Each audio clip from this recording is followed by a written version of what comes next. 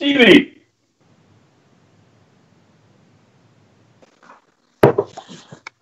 Hey, buddy.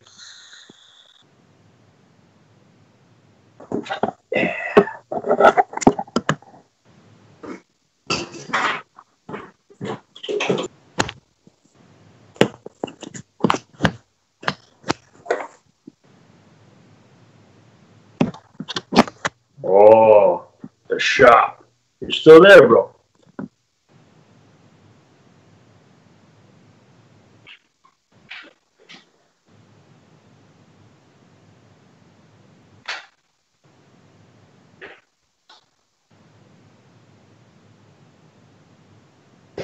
Okay. So, Comment ça va, man? Studio working.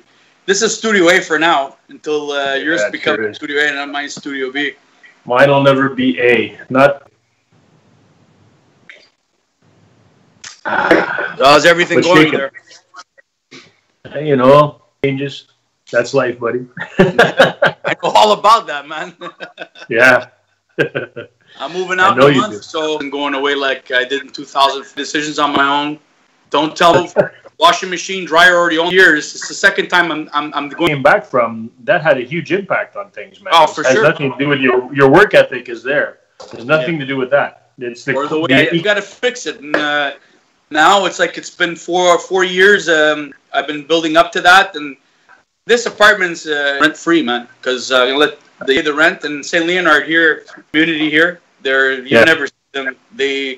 They took over the Intermarchés, everything, all the meat is halal, everything, and I don't like. She was in a butcher shop. The bacteria of the blood, very still European thing, and they do it too.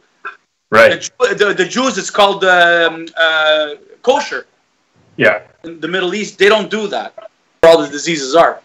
You know, if you think about it long enough, well, I'm smoking right now. You know what I mean, yeah, bro? From babies until fucking. And they drink and like they eat a certain way. They don't gain weight. They just like they just live. That's all they do. And then it's not only the food. It's like somebody. And here we live in the city. We're microwaves and cellular waves. It's always been that way for years. We're just going at the. No computers, no cell phones. Just talking about technology. Like what? One day, or if you happen, I'll be at the park and like. They were weaned on Netflix when they were infant. It stops, and it's an advertisement. Oh, there we go. Well, I'm kind of glad you brought on, and I was gonna. He's thinking how he hears when you're not so busy. I mean, his composition that I could put a track to. I hear my drums to them, but I remember being on stage. You feel like you're not when you're singing and playing bass, and it comes out. It's that much easier to know. Like when he goes from a rhythm because it's here and there. It's like kind of like he was solo, you know, like he was doing always. It's easier too because you got this that I provide, which is big compliments. So, for instance, he does his tracks. First of all, I can anticipate the chord. You're like, and then get away from guitar as fast. Does it for me, and then it helps. That's it. So you know, we feel that you're trying to work without a key part of the. I didn't have to do like I had to do like. I went at the end of the song of Love in Your Eyes, knowing that okay, that's where I got to be, and that's where you got. Hunting is a bitch. And it's in order for the next step. And then, you know what I mean? I like doing it this way, by the way, because it kind of like distracts from everything. But it sounds like a song now. It was a song, and now I'm doing this because Jim doesn't have... Okay, I know what to do here. They've said... So then I fly out with a fucking idea that blows us up. Makes us completely change the way that we normally... The Saturday night chat, I don't think we'll be waiting around for a long time. You know, because it's interesting. I would write... I was in when I wrote Bridges... From rehashing it, I'm actually rewriting send them to you, and if you hear lyrics, but there are certain places where they need to be important. Yeah. In a cynical way. It will come out and you say basics. But those are just the basics I used to write like that a lot. It's like this is wrong. This is an injustice. Fucking what? You know? It's artists, you know. I don't want to write like Dylan. And the drummer or the canvas, the guitar player, good beat, a good backbeat, bass in around. There's no I gotta do this. If we're all working, all four of us on all for that, you're posting a lot of stuff. Holy fuck, he's been posting like he's you know really fucking great. Ken is chiming in, right? He's all over that. He's adding his commentary and his feedback. It's sort of like we got to get... My cousin David doesn't even comment. You got to stir it up a little bit. Without insult, my mind is preoccupied with a million others, that's for sure. But Right. What Enzo's doing, it's letting the people the 60 or whatever people in, and they're seeing all this stuff, and it's building up to one day, eventually, that first release of that song with a video that we'll put out. At least they know us already. They already know us. Now they could say, oh, this was all about. But let's say if we didn't know about social media, which is like nearly impossible these days for somebody not to know about it, and we just put a song out. 5 months ago, that was us. You know, we just put them, or you already personally know them, and then we put a song out, and it's decent. It's really good, really, really good. People are going to connect. Enz, welcome. We were talking about you and your social media antics, buddy. When you came in, it was perfect timing. Cool. How are you guys? Very good, man. Very good. Very good. Good. Hanging in there. Hanging in, eh? You, how's everything, bro? I know the feeling. That's why it's... How's Master Enz? Turn off this fan. Oh, he's at the studio. I got to get a house first. Yeah, Enz, I'm using all my beer cans over here, and I'm gonna make a shell out of it. It's gonna be one of those air in a little bit of liquid that makes the sound. Yeah, in between. I love it. I love it.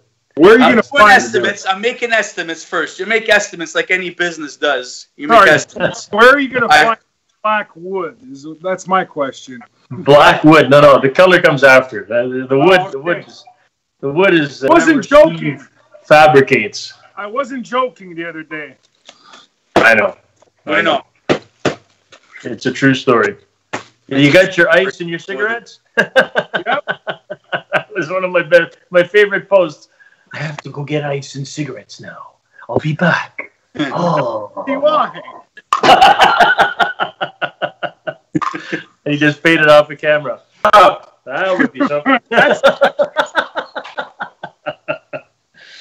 Yikes. And going back to that post, I did try it. And it works. That song does work. Of course. It's 9/8, baby. That's going to be a lot of fun. Steve and I were just covering up some facts about our lives right now that are sort of... and in the meantime, I was just saying that you and Steve are towing the line very, very nicely by being fucking crazy active on social media. The flavor of all of our channels has taken a big change. And in the vacuum of our normal routine, there's been a replacement. You guys are totally stepping up, and I'm really thankful for that. I think it's awesome. That's fun. Very fucking cool. It's fun. Just pick up a camera and film yourself, and that's it. Really? Whatever comes of it, comes of it. Yeah, that used to be my life. Trust me, I try to hold off, because if not, I'd be filming myself wiping my ass. But anyway. You know, there's a channel. Sorry. Yeah. No. So I think I saw Jim mentioned he's got a moonlight. He's waking kids, right? Might be on around 10 or so. Forgive me, I'm mixing on the fly. What the hell? You're making a zombie? No. Is that's not Jägermeister, buddy? Come on. Was that Jaeger? No. Please tell me it was not Jaeger. Yeah, Jack, of course. Oh, the last bottle. What was the last one? Triple sec. Oh my! I'm sticking to the Gran Reserva Spanish tonight. Española. Yeah. Well, ooh, cool. Let's see. Connor broke this, so I inherited it. Ah, boy. There you go. You put it to good use. God damn! Crap. Get a Ziploc and a straw. Make a sip sack. Worthy of kings. Him. Drag his icon. No? No. All I see is EL. Oh, you see the EL. I see the EL, yeah. I don't see you. What if you just touch it? No, that doesn't work. Yeah, I touched it and the screen grows a little dark. Maybe try dropping and come back, Steve. Yeah. Okay. I'll get out and I'll come back. How long? No, I would say 1:45, 9:30. Okay. Something like that. Come here. You know what? Now I lost Steve. That's hilarious. It's crazy. Yeah, when we get a new join, it fucks up things up. What the hell? Hey. It's jammed. I can't even get the home screen off. What the hell is going on? What the fuck? I see the top of his head. Yes. I'm going to just say they were winning 3-2. So I'm just going to see if they won the game because it was still 13 minutes. I'll be right back. If they won the game, that's 3 in a row. I haven't been following preseason, but... yeah, they won. There we go. Oh, son of a bitch again. Oh, yeah? To call and fucking come back in. Oh, well. I don't know. Skype is not the most robust technology. What kind of Wi-Fi do you have? Yeah, for your homes, are you in megabytes per second? Wow, good question. I'm sure there's a way to find out, and I don't know. I'm not geek enough to tell you. But the upload-download is never the same. Yeah, no, the upload is always a lot less than the download. Yeah. But I don't know. If I run a test now, I'll probably crap out because I'm streaming, right, everything. But I did the test once, and, the best way I could tell you in terms that mean something to me is, I'm with Bell, right? So then it goes 5, 7, 10. I don't even know if those low ones exist anymore. I think it starts at 515 now. I must be at 515, 520, something like that. And it's just enough to do this kind of thing, which is basically I'm streaming one thing, but I'm receiving all you guys on my phone through the modem. So I have a lot of feeds, previous episodes. It's crapped out a couple of times, right? Yeah. But as long as I don't have all the kids doing fucking Netflix and Liz, watching something and her, it's fine. It works fine. So that's not bad. I would say 5 or 6 devices using it, 520. 5 package, whatever I got. I got the kick-ass modem. I got the big fucking modem. It's the heart of my house. It's always on, right? The fucking lights are going like crazy. Everything's connected to it. I got the fucking 5 TV, the internet, and all that shit. So without the modem, Netflix fucking useless. Hey? Netflix, if I remember. Titflix? Yeah, that's a good channel. Netflix, I said, don't put words. This family, even the cats have fucking Netflix. I'm telling you, man.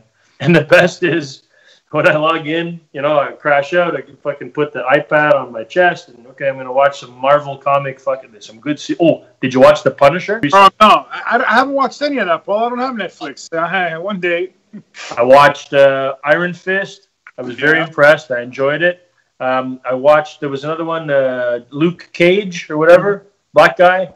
Fucking awesome. Loved it. But it was all kind of just sort of fluffy. And then The Punisher, and it was supposed to be like that too. I haven't checked it out. I think I watched The Flash, one episode, but I think it was smashed. I can't remember. I have no idea what it was. But yeah, there's like 17 Marvel comic book fucking action dramas on Netflix. Anyway, you asked, yeah, I got Netflix, and the best part is the kids. They figured out how to change the fucking names and the icons of what channel you're watching. So what I'm normally logging into. Where's my channel? I don't know. Not Dora the Explorer. Hold on. Get it? No, not fucking drama. That's Liz's. Oh, there we go. Netflix. I love it. Saves my ass on many an occasion. I'm moving out in a month, so I'm doing all my research about what Savvy Solutions, and they provide you only with Wi-Fi, and that's it. What I have right now with Tech Savvy at my parents' place is 7 megabytes per second. So that's why it's not as strong. So it's $43.65 a month. But what I'm going to do is I'm changing my package to 50 megabytes per second, because I'm going to be watching TV with that. I'm not getting cable. I'm getting TSN every month. I'm paying TSN YouTube, and found out I can watch just about any show that I watch on YouTube. And let's say like on HBO, I watch some of these shows on HBO, like the prostitutes are getting into porn in the 70s, and they're making money without a pimp kind of thing. So that's what the show, the premise is about. It's the transfer of when hookers are becoming porn stars. It's like Sopranos, but in a slightly different time frame. Yeah, in a time period where it's kind of based on a true story. And if you want to get the episodes, HBO works like this. Every 2 months, the show that comes out, it's every 2 months. They have, I think, 20, The Deuce and whatever, The Affair, all these shows will come out. And I watch them late at night. I just watch one episode, that's it. But what I don't like is that they repeat all the time. And you're paying all that money for cable. Now, if you like the show, YouTube charges you $16 to watch that show and not to see ads when you're watching your music. Or this is YouTube channels. You could watch all the HBO shows. You could watch all the Food Network shows. You could watch anything you want. Movies. So let's say like you could watch the whole Star Wars trilogy, right? For like I think $9, and you have it for like a month. So I'm a very selective viewer. I don't really like to flip channels. I like to watch football, soccer, whatever. And TSN provides that to me for like $24.99 in a month. So I got all my, and I only have to take it for like 8 months, and then I cancel it for 4 months. Not expensive, bro. Yeah, it is. But you're getting everything. I'm watching it in HD. That's why I need the 50 megabytes per second. So the base of my internet is $65 a month for those 50. Bell charges $87 for that. Bell is $87 for 50 megabytes per second. Yeah. And TechSavvy's at $65, and you're getting the same quality. So with that as my base, after that, I added up what I would be watching per month, and it would be a lot of money because cable is fucking bullshit, man. I mean, I understand people who have kids, you know, they have their little shows, they watch whatever they watch. Hold on, man. No, if it's any consolation to you, I'm gonna fucking play right into your hand right here, buddy. 4 years ago, no shit. What am I talking about? But before I moved to this place, remember when I lived in the townhouses in Beaconsfield, right? Yeah. That's fucking... Sorry, we killed TV. We haven't subscribed to television for 7 years. Never missed it. Not once. Okay, so you don't have cable at all. You just have 100% Netflix, okay? So the thing that happened is that we got rid of, the 3 services, phone, internet, TV. We got rid of TV. And all we had was ground line and internet all the time that we were living in Beaconsfield. And then what happened, we said, we're going to move. We're getting rid of the home line. Living downstairs and all that stuff. She's like, no. I want my HGTV and Food Network. I totally respect that. Okay, fine. You know what? So we got back the TV. And she says, you know what? I don't feel comfortable not having a phone that I can call 911. I said, back to the phone line. So to come here, we did that. If it wasn't for that, I would do the same as you, Steve. I would be doing internet only. I haven't watched TV in 2 years. Maybe the Tragically Hip tribute. That's the one time that we tuned in. The one where the broadcast on every channel. But you could have watched it on YouTube. Totally, you could have streamed it from somewhere. But we had it because we were living here, and my mom had. We took the Bell machine, plug it in, like the one time. But when this is over, and I get to my place, it's all everything's internet. There's in my apartment. This could be my phone. And whatever I watch is going to be on the internet, on my big screen TV. What about Apple TV? You guys check that out? That's a good idea. It's a good idea. I never had it, but it's a fucking great service. It's the same idea. Walmart or whatever. If you're buying a smart TV, it's like a big fucking cell phone. That's all it is. And you can load apps. So you can load Netflix on it and your modem, and that's it. You don't need anything else in between. That's the best, absolute best. What does a smart TV cost? Not that much more than a regular flat screen. Trust me. You pay $300 for the flat screen. You pay $350 for the smart flat screen equivalent. The only thing, Steve, that you got to watch out for though is your bandwidth might be allowing you to watch stuff and stream in HD. One thing that we saw fast, as soon we got rid of cable, and we introduced the kids to Netflix, and we immediately made their own channel, kid friendly thing, right? Like, what the fuck? Call Bell. And said, what happens? Oh well, sir, you've been streaming Dora the Explorer 24 hours a day in HD, and you exceeded your download max by 3 times. Hey, Jim Sutton, welcome to this program. Buddy. Hello. We're talking about Steve's future internet connection at his new apartment in a month.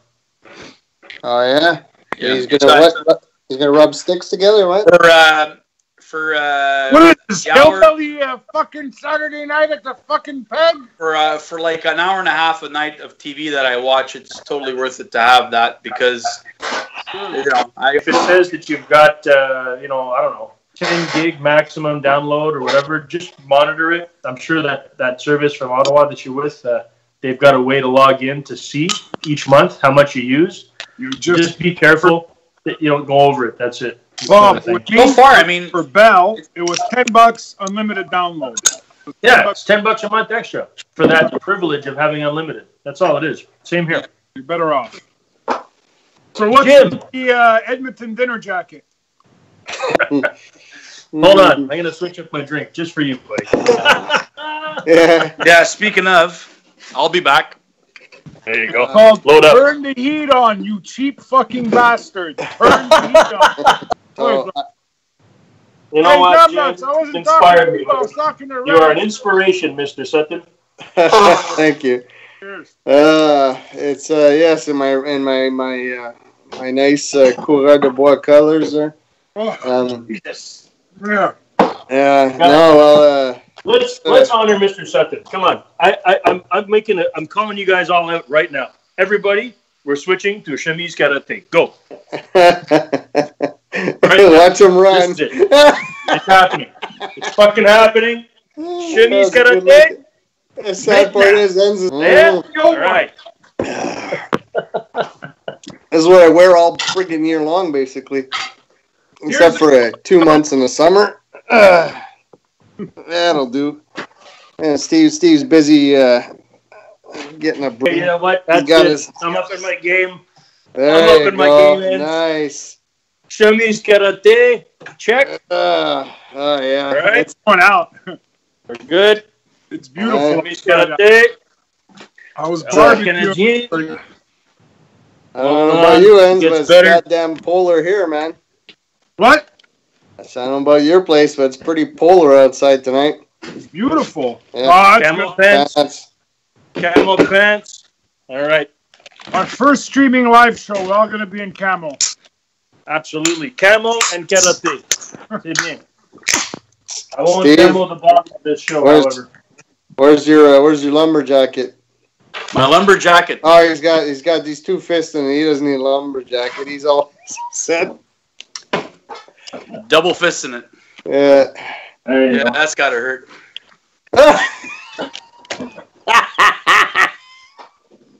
That's what she said.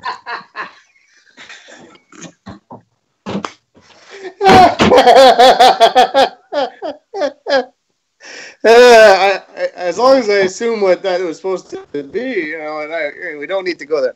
So much heroin you need to fucking not feel that? Yeah. Well, it depends on what size hairbrush you use, It's a fucking whole poppy field. Oh, God. What the fuck is going on with him? What did you just drink? Triple sec? Straight? No, it's for some reason Jack Daniels is sitting at the bottom. Lynchburg. There you go. Yeah, Lynchburg. Where are you, buddy? Oh, wait. I got to top this off with my very best bowler hat. No. Mangled fucking Canadian hunter's cap. All right. Well, a good and proper toque would be, would be. Oh. But you're not wearing a toque. You're not wearing a toque. Wearing a toque. When you change into a toque, I'll change to a toque, okay? Yeah. If I need to wear a toque in my office there, then I really got problems there. There we go. So, Steve, are you smoking? Oh, you're at your studio. Okay. So he's smoking in his office, in his bedroom. Like, what the hell? Holy! No, I don't want to make the thing where it matters worse. My last month, I want to have everything on good terms. Peace. Right. Speaking of which, Steve, do you have an actual date? A what? A date. It's November 1st. Oh, November 1st. Okay. Yeah. Paul, what was our tentative get-together? I will not be attending on account of December 1st is when I'm moving. Exactly. There is. Yeah. Nice. Yeah. All right. Fucking spooky shit, man. Thing is, I'm currently homeless. Alrighty.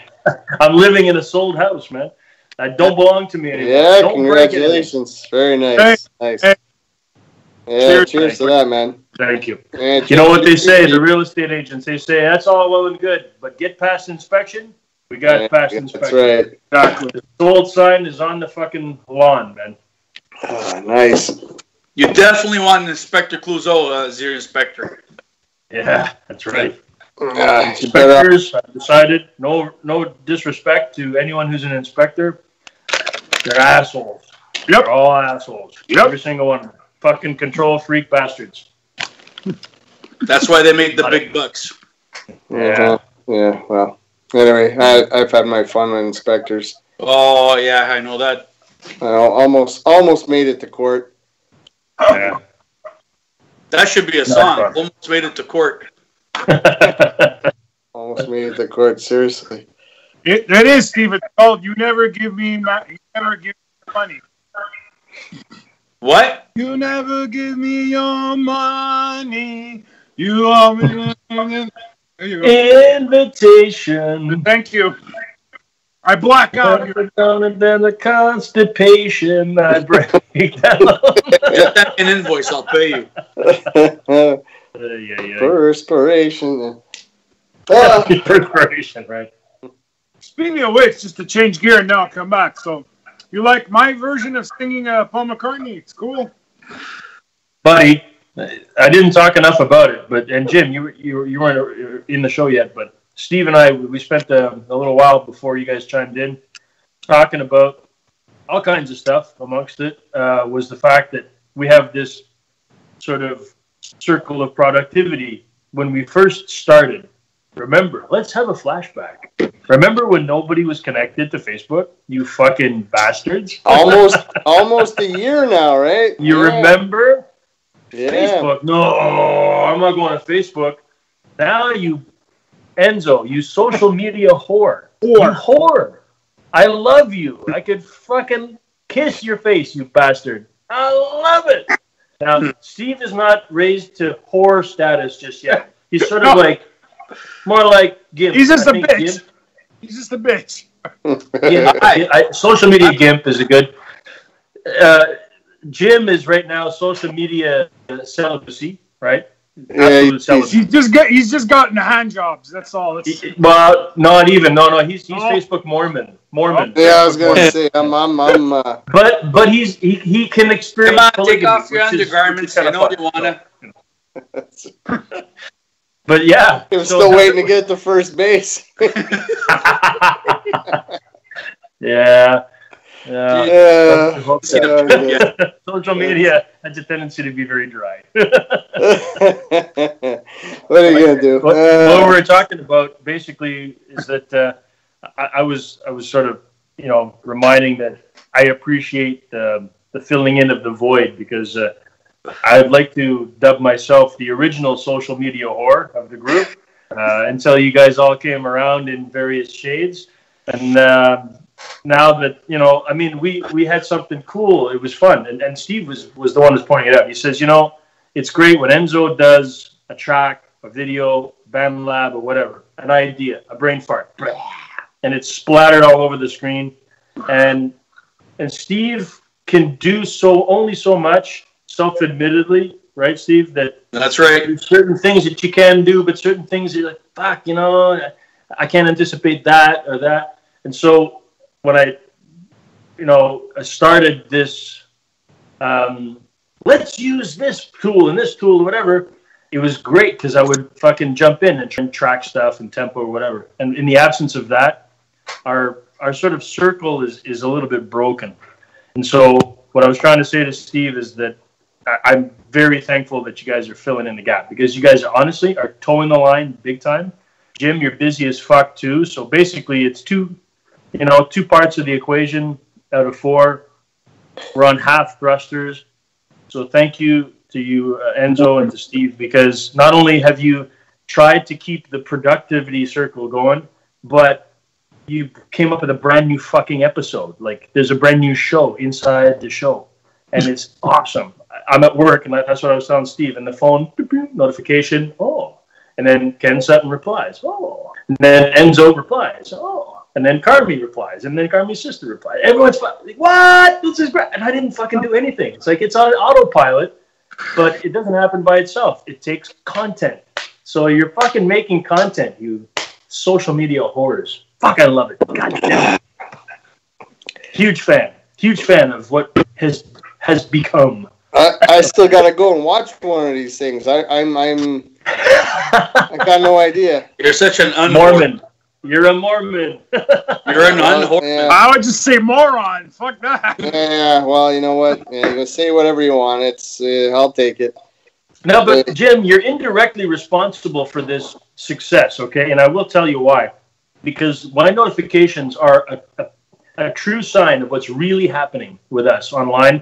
And basically, all I see is Enzo Lucia, Ken Sutton, Enzo Lucia, Ken Sutton, Enzo Lucia. So I was thinking we should have a sub-channel. You know, they do like an offshoot program, and we call it Kenzo.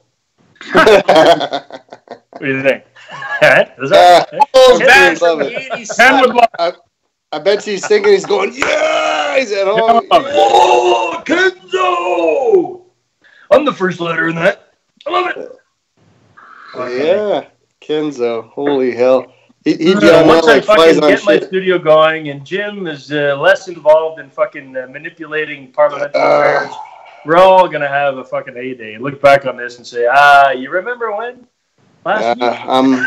I'm so waiting to cry. Anyway, yeah, we're live here. We don't need to put anything into the ether that may come back to bite me somehow. And hey, our 4 viewers will fucking chase us around for that shit. So well, I might have some special viewers out there hunting me down. So we'll stay away from work stuff, because it's been a special. Listen, anybody that employs you or anything to do with you professionally looks at this video and realizes that you dress like that all day long when you're on the phone with them,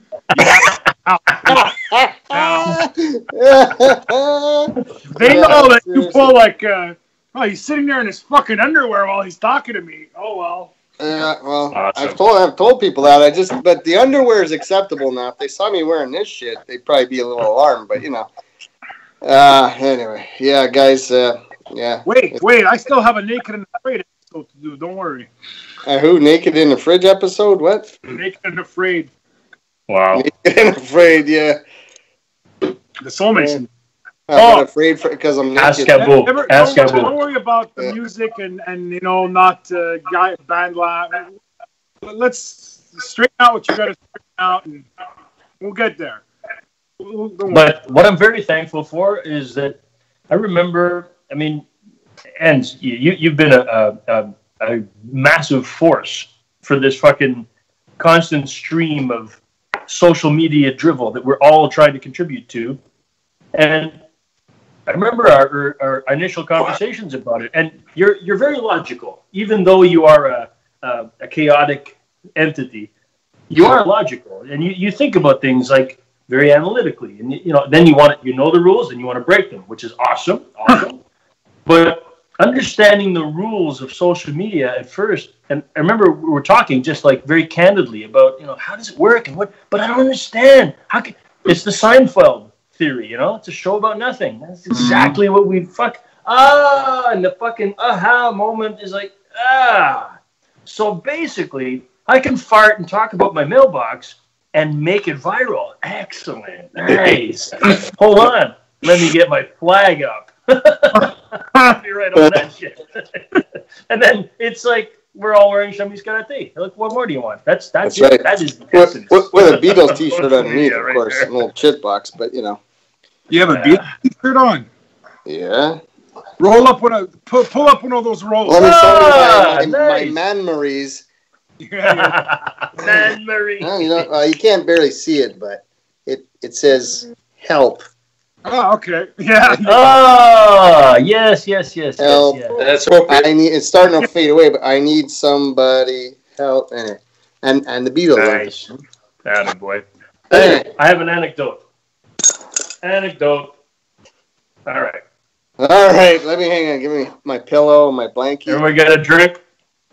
So, the beauty of being shared administrators, all four of us, of the Soulmasons YouTube account. All right. I don't know how many of you have ever logged into YouTube as the Soulmasons. Sorry, I could make a very educated guess how many have logged in as administrators to the Soulmasons YouTube page. Whether it be once, okay, let me No, I meant you. Yeah.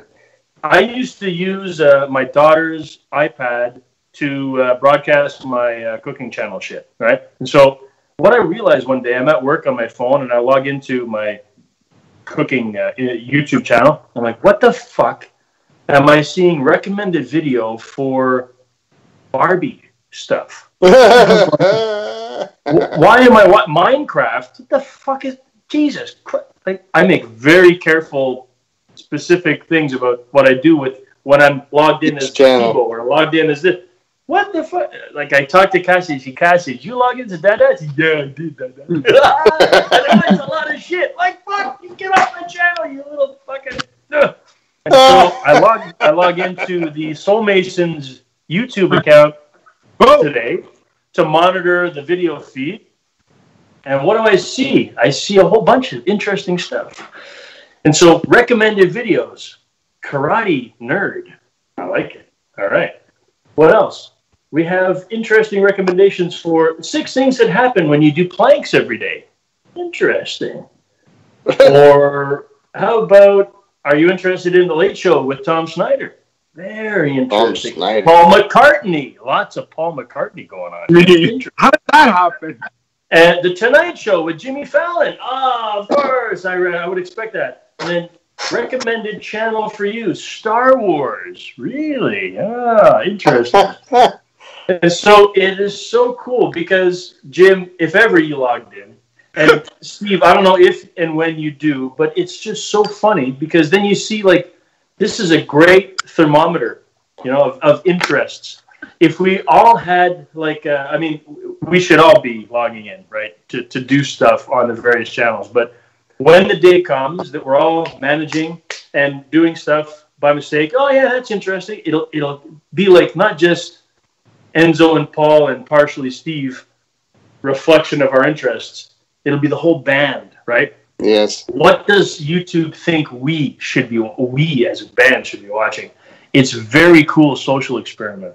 The kind of stuff that it recommends after you've watched a few random videos and you've been taking in different directions, because there's an algorithm running in the background. And it knows what you as an individual like. You watched how to make a couch, how to pick studio monitors, and how to pick your nose. Well, guess what? You'll be interested in mic stands for cheap. Wow, yeah, he's right. That's fine. I want that. I'd be curious to see what YouTube recommends. I want all of us logged in. I want to know.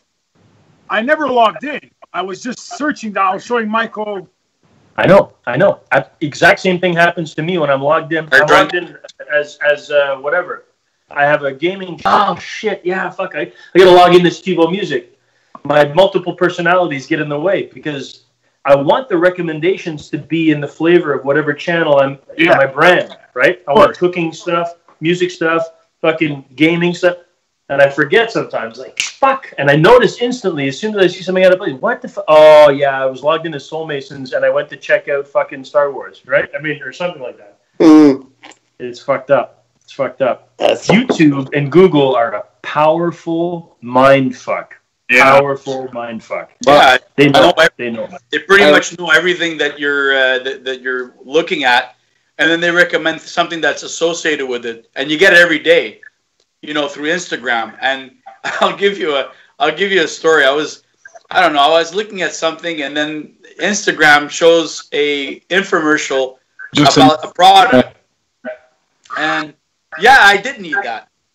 And I'll tell you what it is. Last year, I was working on those wing nuts, the wing nut kits, right? The ball washer? No.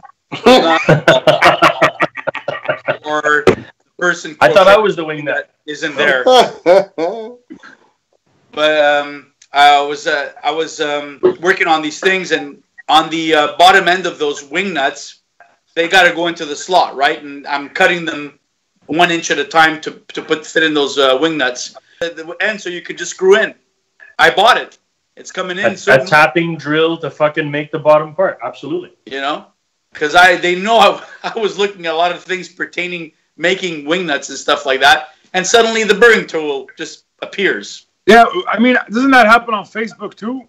Whatever it is. Yeah, it does. Whatever happens on Instagram happens on Facebook. Pretty much, they have the same commercials through different sources. But the thing about being logged in and your history sort of being there, it's interesting because I don't remember ever logging into Soulmasons YouTube channel. Yeah, I watch it, but I never logged in. And the only time, maybe it was because I was logged in on on Google, and that's it could be your Facebook or whatever. All of that shit's connected, right? I mean, it's all fucking interconnected, and I don't think it's a bad thing. I mean, you know, when you think about advertising and how, you know, you happen to be driving on the highway and you happen to be there at the second that they're advertising the radio station that interests your musical influence, the chances are pretty fucking slim that advertising in the fucking real physical world matches your mood, your state of mind, whatever. Whereas online, Google, they own that shit. Amazon Prime, not me personally, sure. but Mrs. No, but I mean, if you logged into your family account or Jen's account or whatever, for sure you're getting, you know, bombarded with the last 20 times you logged in, you looked at this, so you might want this book or this Pampers, right? Yeah. Exactly. I think that's eBay's beginning to sound like the annoying friend you don't want to bump into down the street. eBay. Oh yeah, eBay. I was actually looking at stuff to make a drum set, right? For you, like some parts, and I was mentioning Yamaha. And the other night I was looking at just a tom. I was looking at a tom that somebody was selling. It had everything. It had the rims, the lugs, all that. And a couple of days later, sends me an email telling me, "Hey, what's going on? Still interest in this 12-inch Yamaha tom? What are you waiting for? You know?" I'm like, "Shut the fuck up." You know, like, don't tell me to go buy that. I'm just looking around. Don't you wish you could call fucking eBay and tell them that? We're like you. Worse than goddamn telemarketers, because you don't have to answer the phone, right? But this shit, unless you turn all your notifications off, you can't get rid of them, right? They're like lice, you know, like a 20 years ago, you're in a store, and 3 salespeople come up to you and ask you, "Can I help you?" Today, you walk into a store, like, they don't give a fuck who you are because they're not paying enough to do that, right? But it's okay. You've got the online Amazon and eBay and everything that'll send you an email that'll act just like those salespeople. Even worse, more sarcastic and more cynical. I mean, the quotations are there, the commas are there, and it's like as if somebody's talking to you, telling you, "Hey." Well, how many times have you been on a website where you get a little pop-up in the bottom corner that asks if you want help? "Hi, my name is Daisy. Can I help you with your selection today?" Yeah, you know what? Actually, sure, why not? And then you're talking to an automated bot. Well, it's having a conversation with a computer. It's funny you mentioned that. The other day we're this is I'm not really going on a tangent, but a meeting with for work, and basically they're talking about designing a new portal system, blah blah blah. All this. Well, you know, there's going to need to be a help section, and they're, and we're going to have guided contextual help based on what you're doing, and you know, if you're in this section of the website or, you know, the portal, then we'll give you this information. So someone says, "Well, will there be a you know?" And someone says, "A live chat." And then the guy from Burmese Systems Designer is like, it's a bot. It's a bot. And someone's like, what the hell? Yeah, but it's live chat. Yeah, but it's a bot. Okay. Will we have live people too? No, that costs too much. No. Bot. You know, I mean, and sometimes you wouldn't know it, right? If you've been on them. Soulmason bot. That would be cool. Yeah. I love it. For me. I love it. Replace me. Soulmason bot. Bot Mason. Oh. Mason. Bot Mason. It could be. Can I help you? Psych. Fuck off. Ha! There you go. Can I help you now? No. I'm just kidding. Fuck off. Listen to our song. You track. Can I help you find a tune? Fuck off. Look at this. There's nobody. Can I help you buy our song? I'm in the process of writing a goat. Please call later. It sticks to you. For more information on how to suck your thumb, click this link. Right. But you know what's funny? We're talking about all these algorithms that bring all this stuff to us when we're online. I was reading an article that I just finished in. My mother gives me her old Vanity Fair magazines, right? She's just killed her subscription. But anyway, it's actually, they got some good stuff in there. After you get past the first 50 pages of ads for Gucci and Prada, all these people wearing some serious ugly shit.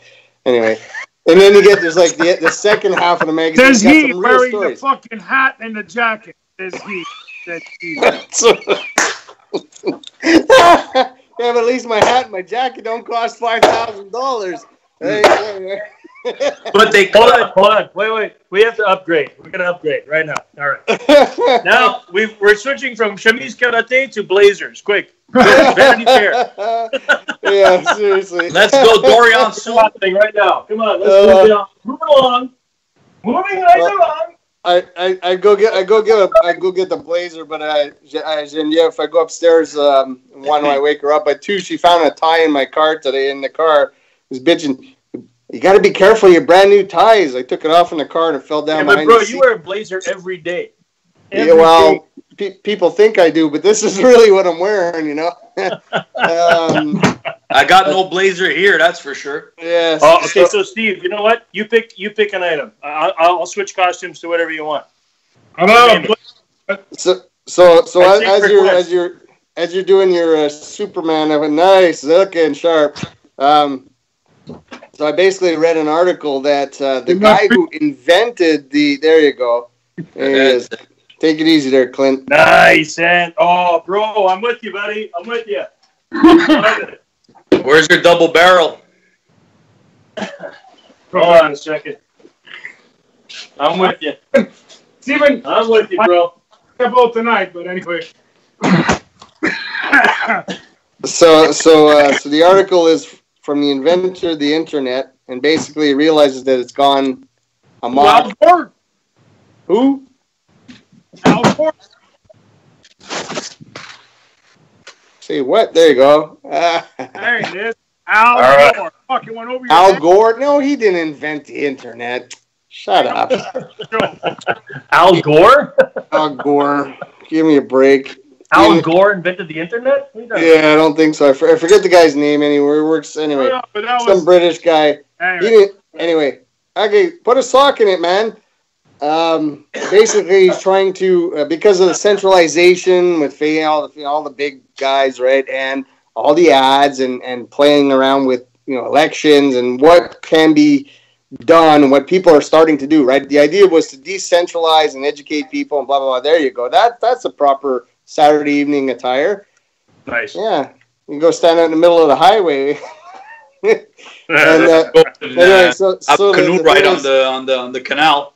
That's right. the guy who invented the internet. Water cold tonight. Trying to break it now because he realizes too many people are taking advantage of it. Shrinkage.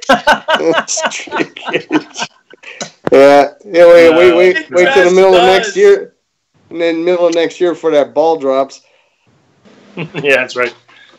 All right, Jim. We'll let you finish your story now, bro. I promise. Yeah. No. Well, really, all it is that saying that basically all the algorithms that are today, a lot of people do enjoy finding ads that are, brought to them is that it keeps us in our bubble, and that's not what the intent of the internet was. It should be free and democratic. Half the world is connected to the web, and the other half aren't. So all those people are sort of out in the dark still, and all us enlightened people on the internet, are we really enlightened? Like, we're smarter, we're better, there's a lot of good things. There's a lot of dark, bad crap that's coming with it. And so he's out to not destroy the internet, but to make it free again, give, net neutrality back and all this kind of crap. So yeah, I just thought it was interesting. Here we're laughing about all this stuff and these ads that we get. And to a lot of people out there, that's some scary shit.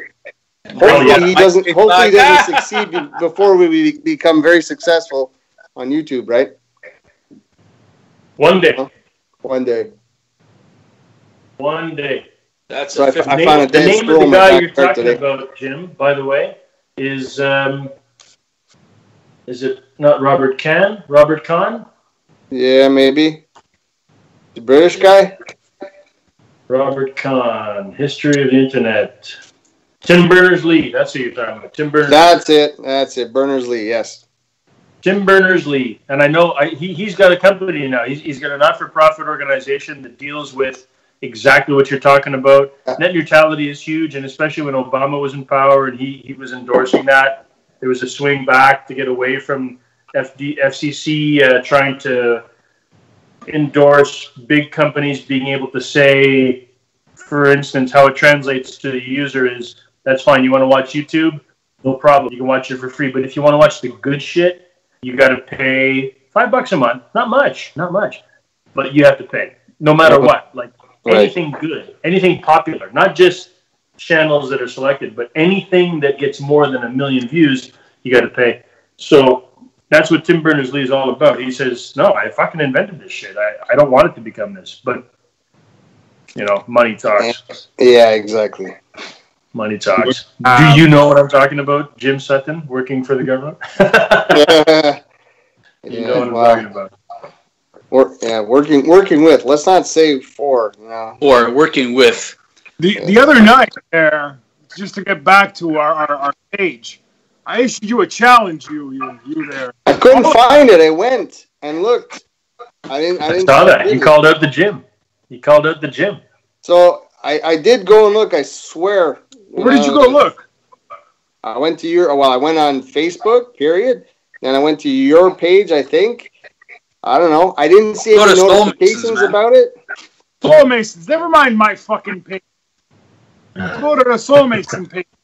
That is your area. I don't know how to get there, for Christ's sake. What the hell? Go up to the stop and you see a thing called search, and then you put Soulmasons, and you find the band you're playing in. You know those 3 emotions you were talking about? Sarcasm. Right there. Soulmasons. Where is it? Bloody hell. Happy, sad, and sarcastic. Right. Fucking Dylan. Jim, since what?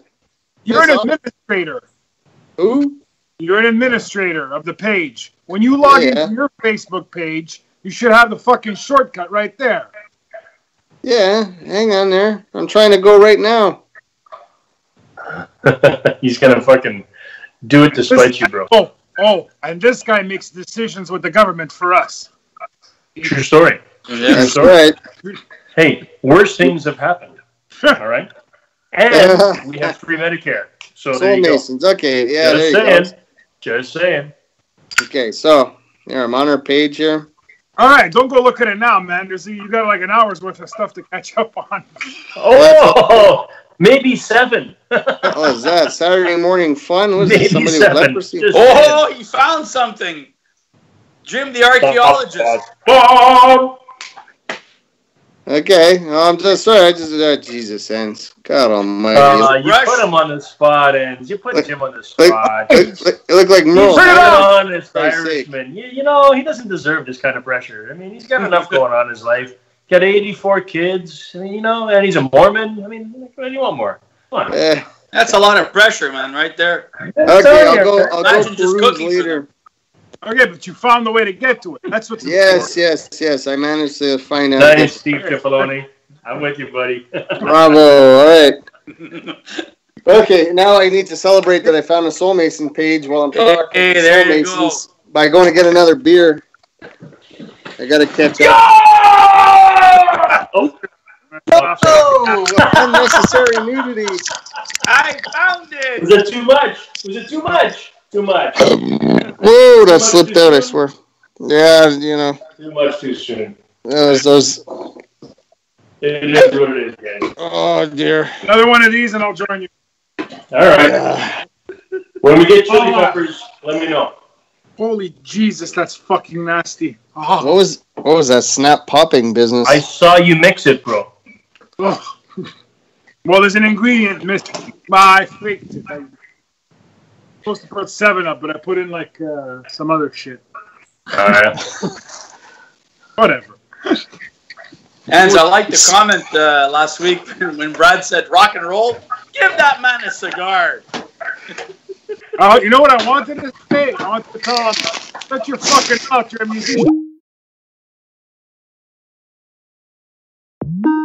It didn't happen. That's why this week you got to pick a third one, Steve. Oh, I was working on a couple tonight. Okay. Don't give away the secret. I'm not going to give away the secret. I just said I was working on stuff. I could have been working on a fucking tire, man. I don't know. I just want to know what.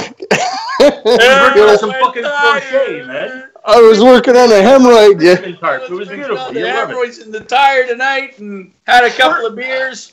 Worst case scenario, if nobody chimes in after 2-3 days and I got to play over it, can I play it? Whatever you're working on. Go for it, my permission, just do it. No, but do I know how to play whatever you're working on? Remember, content quality has to be up to the par, equal snuff of talking about mailboxes naked on a weekly basis. That's your fucking bar. You raise it a little bit higher, you're good.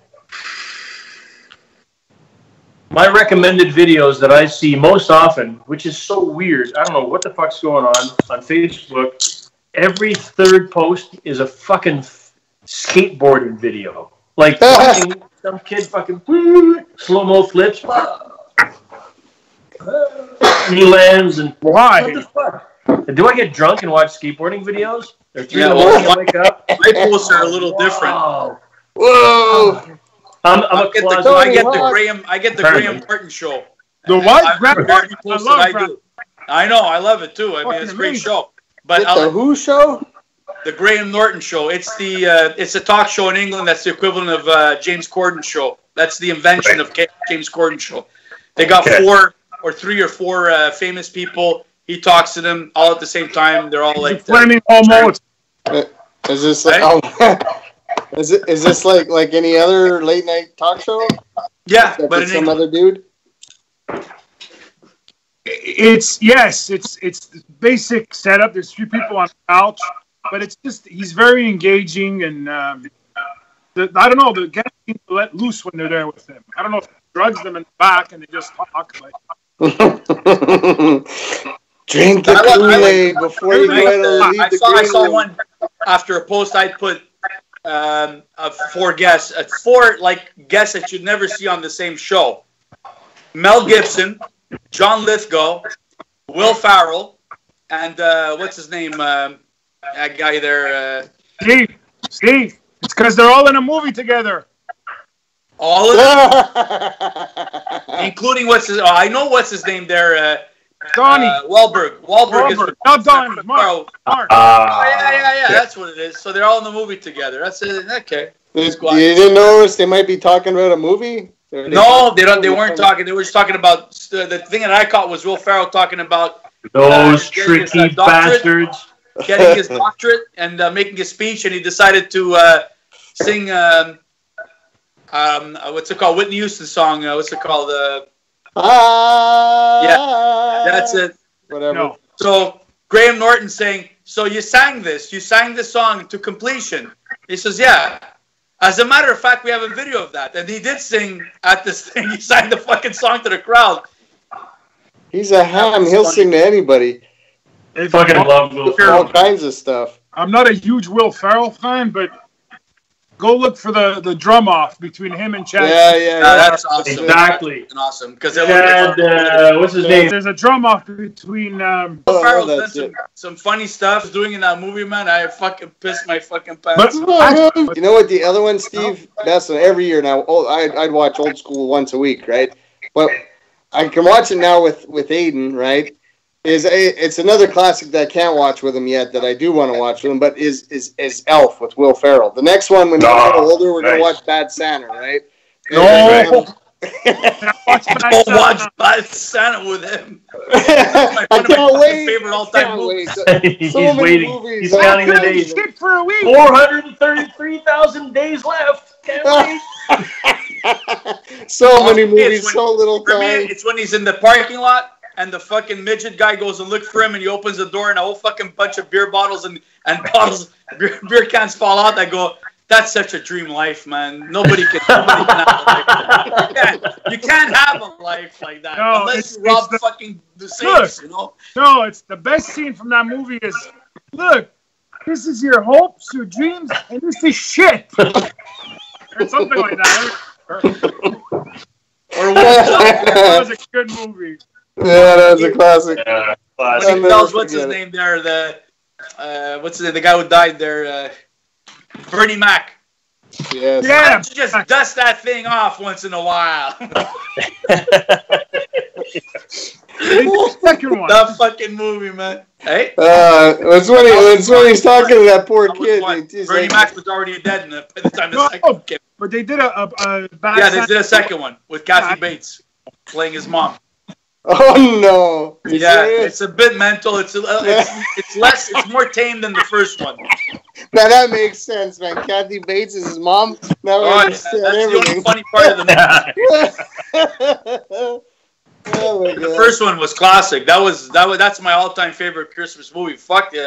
No. See, I love Bad Santa, but it's got its own realm. The best all-time classic, besides watching in like Charlie Brown's Christmas, right, with that sad little tree, is ultimately National Lampoon's Christmas Vacation. That is the perennial favorite. Now my brother's jumping up and down there in his. No. You gotta watch it, Enz. You gotta. For me, it's the original is a good one, and the other ones are just like, yeah, okay. The original? No, okay, but the original is but as a classic, a Christmas classic, right? I mean, that, and then you watch The Grinch with Jim Carrey. Not The Grinch, yeah, The Grinch, and there's some good stuff in there. But there's a few classics. What the hell? There's another one. I think the most uplifting of the bunch is The Passion of Christ. But anyway. Jesus. Schindler's List, There you go. Yeah. Right? Yeah, the ultimate classic holiday movie, classic. Yeah. Going back to Graham Norton, there's one where there's what's his face? The guys in what are their names? I love the two actors. No, I'm blanking out. Magneto and Professor X. Fuck. You're talking about X-Men. Yeah, Tom Hiddleston. The two young guys. Yeah. Yeah, okay. Wait, you're talking about the Netflix season, or? No, the ones that do the new X-Men. What's his name? God Almighty, both of them. Michael. Oh fuck. Okay. Fassbender. Fassbender. Tom Hiddleston. Yeah. No, not Hiddleston. Hiddleston is Loki. No, Professor X. Which is what's his name? He just did the new Unbreakable movie. Son of a bitch. No idea. Young X-Men. Checking it out, bro. He's a good actor. Anyway. Okay, so what was he doing? I can tell you what the latest version of Curious George was. They're on. Harrison Ford is there. Okay? And Harrison Ford doesn't fucking go out and do, So it's at the time of the new Star Wars movie. We have to listen to this. Okay? What is she talking about? My wife wants me to go on Facebook. Right now? Yeah. It's because she noticed I was logged in, Enz. It's an epic occasion. Break out the champagne. Anyway. So, get the punks to make Hey, Jim Sullivan. Get the months to make it for you. It'll be that much more special. For information on the Star Wars movie, and he's like acting like a clown. So then he goes, there's a rumor going out that Fassbender's in it. He goes, no.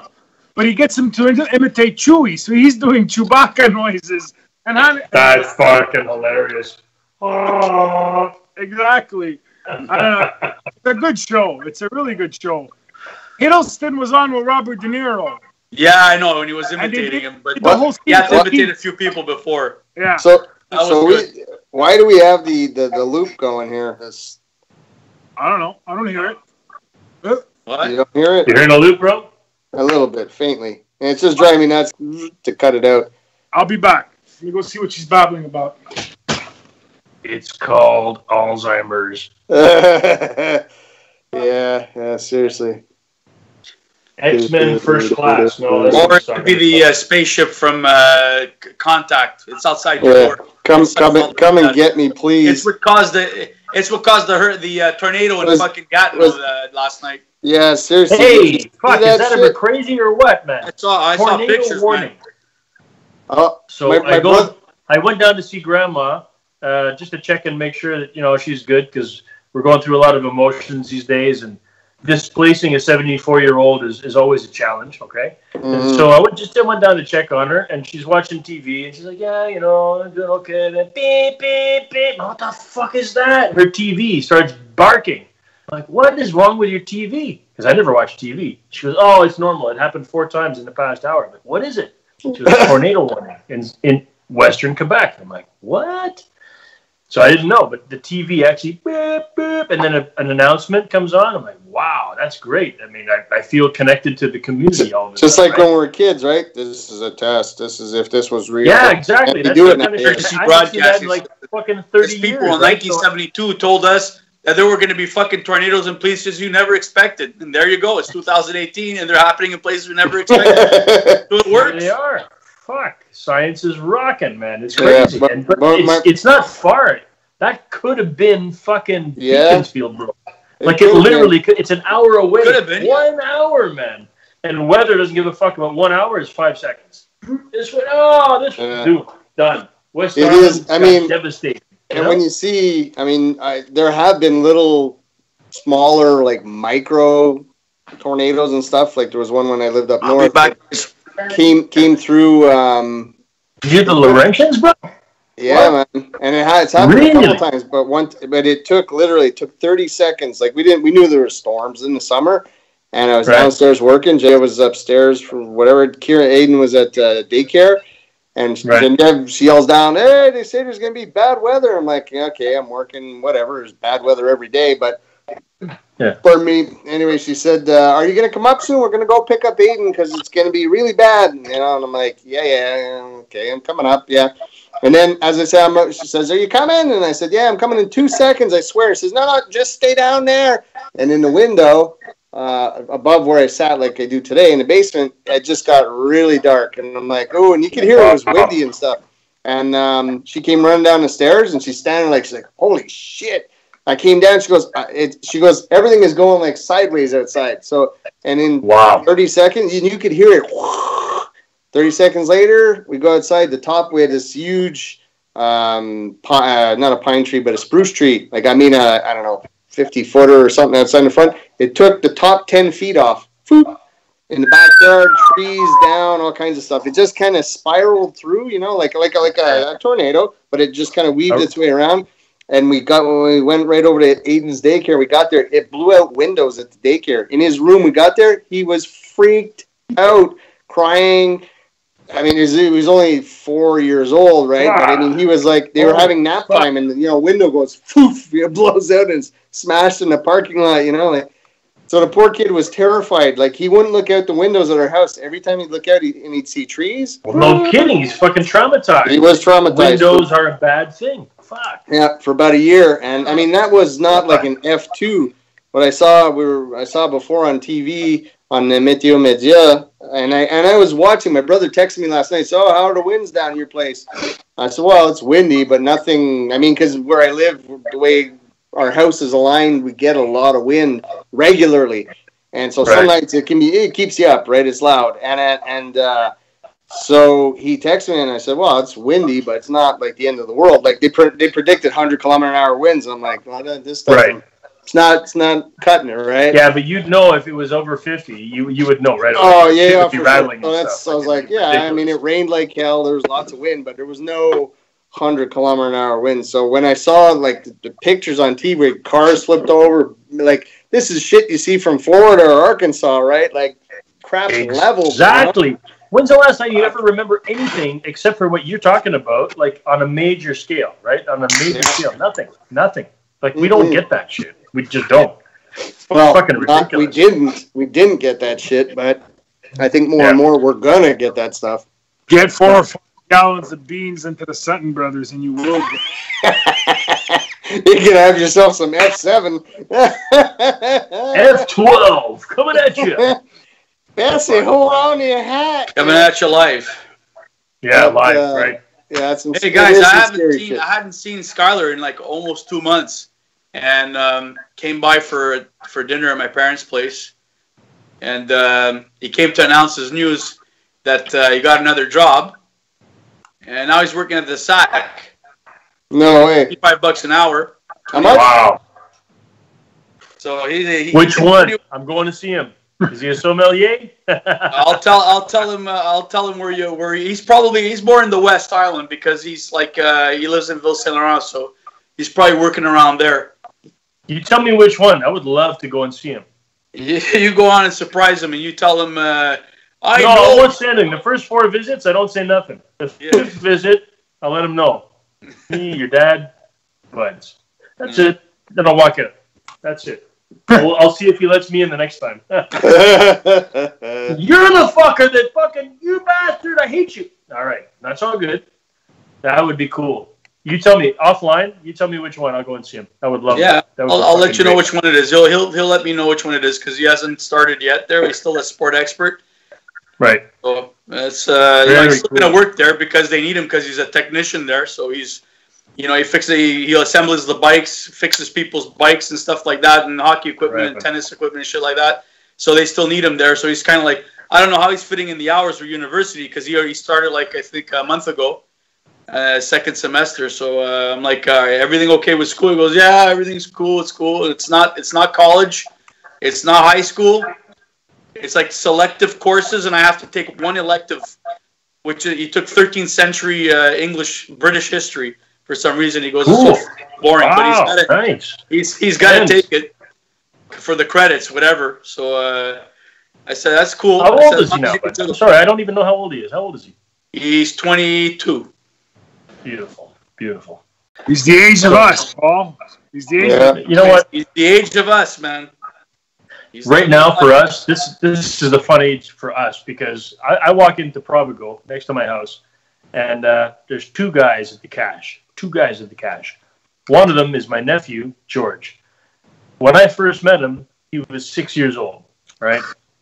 He's working the cash. Hey, Uncle Paul, how you doing? You're buying a case of 2-4 today? No problem. All right, let me scan that for you. What? And then I go back the next day. The son of one of Liz's best friends. Okay, I mean, we went to high school together, and she's Auntie Kathy to our family. Auntie Kathy's son. Hey, Paul, how you doing, man? What's going on? You buy another case of 2-4? Yeah. So they already know. I heard the Soulmasons today. Anyway, it's fucking hilarious. The thing about Skylar, last time he came here, Jim, I gave him your bass to play on. So he's going to be a special guest our next jam in November. He's going to come by. He picked up. Oh, yeah? Ready? I vaguely remember us talking about this. Yeah, I must have been smashed because I'm having a flashback right now. Well, I know because he studied classical guitar in high school for extra credit. So I gave him the bass and I said, "Let's just jam, me and you." And he was here. He grabbed the bass. Okay, I'll play the bass. So because he plays the guitar with the fingers, not with the pick. He learned that way. That bass for him is like, oh, okay, what's that? And then he was playing along. He says, okay, I know the notes are right. I know I'm playing it correctly, but it's not a song. I said, there you go. Now you have the formation of how to play a bass and all that. now jam with me for a bit. And then he started getting that and everything. So I said, listen, what you do, I said, I created another band on BandLab called Bar Band. It's just for me and him. So I just let him, I give him the Soulmasons music and he listens to it. So when he comes here, at least he knows what to do right away. He's just going to come in and play and have a good time. That's it. That is so fucking cool, man. Yeah. You know, he jammed with me, George, and Phil all of our kids one day jamming together just for fun because of our crazy, chaotic union. That would be, even if they remotely connected, it would be an achievement. He sat in years ago. He sat in with me, George, and Phil, and he was playing, a 12-bar blues song with us. And George was showing him the notes, and he's like, "Oh, okay, there we go. All right." So the four of us were jamming. I said, "There he is playing. It's cool, Bonham Jr. I bought him his first guitar. Attaboy. Yamaha classical guitar. Now he has, I think, about 3-4 guitars and 1 amp or 2 amps, I think. Good man. He's hardly wrong with it. Speaking of guitars, I'd like to announce that I'm starting a fund. A fund. Okay. I'll give you a fund. I'll give you a fund. A 60s mini Telecaster or a 12-string? A Fender Jazzmaster, man. No, fuck you. No. Hey, what? All week I've been Telecaster, Taylor. Telecaster, Taylor. Telecaster, Taylor. Wait. Hold on. Taylor Electric? 12-string. 12-string. Sorry, you cut out for that part. So you're debating between an acoustic 12-string and the most versatile electric guitar in the world. Okay, so in that case, if you're looking for funds for your future guitar, okay, this is what I'm going to do. I'm going to go to a pawn shop in an area that would love to buy guitars but don't know much about them. And I'm going to pawn your acoustic guitar and tell them, this guitar with no side panels is a very, very special edition by Gil. And then I try to pawn it off for as much as I fucking can. And I think I can raise enough money to get that guitar for you. The guys can pay the taxes. How many times are you going to pawn this guitar, Steve? To buy a real Telecaster or 12-string Taylor, you're going to need to pawn it once a week for 2 years to see. That's how much Guys, you know what the only alternative is, eh? I'm telling you, for all four of us, sperm bank. Yeah. I can certainly. We got to do it for the cause, man. We got to do it. Come along. Yeah. Join me. Toss for the cause, yeah. I'll toss for the cause. Enzo will never play that. He'll never play. You've heard of drug money, right? Mm-hmm. Come money. Ooh. Sure, I'll get a nice fucking off-white one too.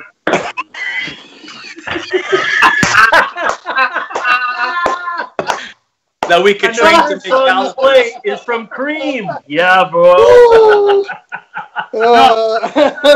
We could train him to make calipers. She's just the right shade. Wants to try the Taylor.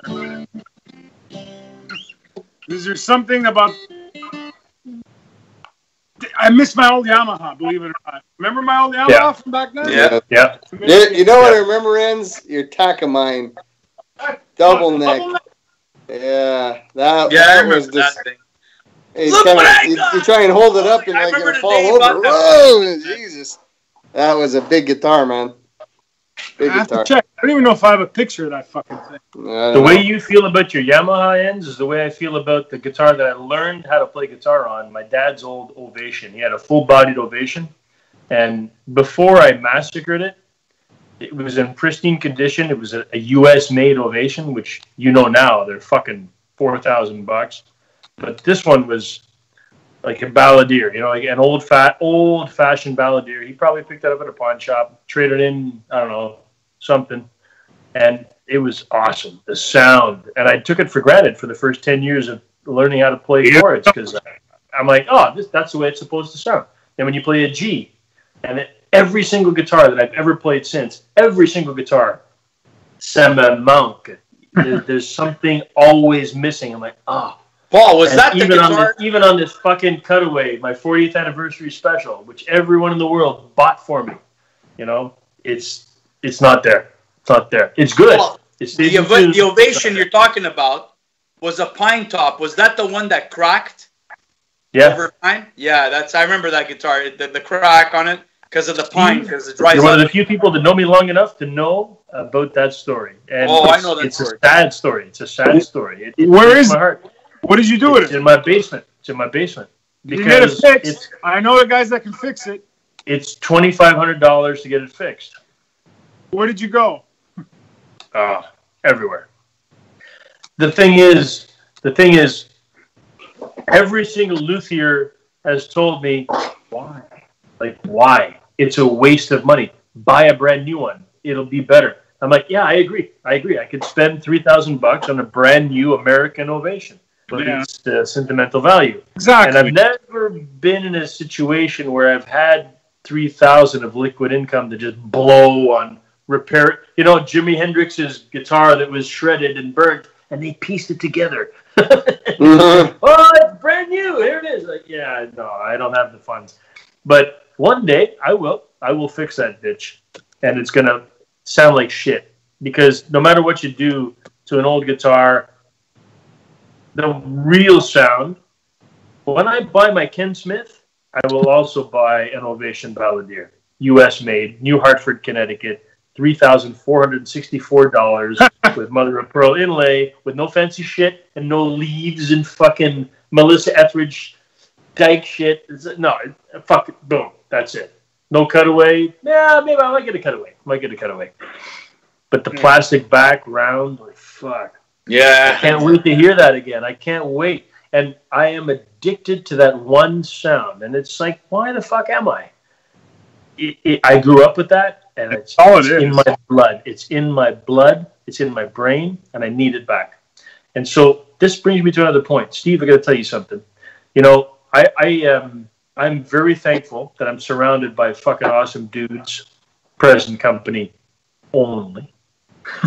And so, Steve, the building of the Black Kit.